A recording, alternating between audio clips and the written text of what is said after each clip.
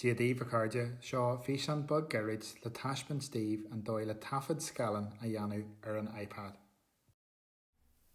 Céad céim atá le teann ná brú ar Settings.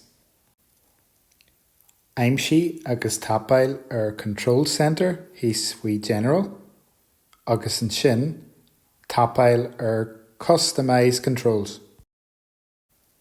Ba chóir go bhfeicid sibh socraithe ar nó seo ach ba sin ag brathar na socraithe agus na réanna páirsanta atágad ar dá iPad íon. An rud atá le deanamh agad ná caithfidh tú Screen Recordings a aimsiú agus caithfidh tú brú ar an comhartha plus taobh le Screen Recording. Feicfidh tú go bhfuil Screen Recording san éiriú anois ní le deanamh agadsa ach brú ar an crippa buala. Le de bhéir, thuas sa corneal ar dheis, ní le deanamh agadsa ag tarraingt anuas, feicfidh sibh anois na réanna le mar chuid de Control Center. Mas mian le do gú a hafad ar rian leis an scáileán, caithfidh tú de bhéir a cheangal ar microphone, go dtí go bhfuil sé lásta dearg.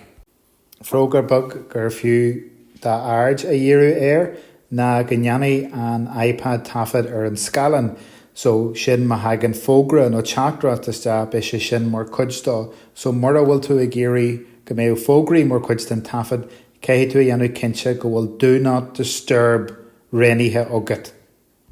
Agus tú ré le Taifead, ní le deanamh agatsa ag brú ar Start Recording agus tucaí có-éiriú síos 3, 2, a 1.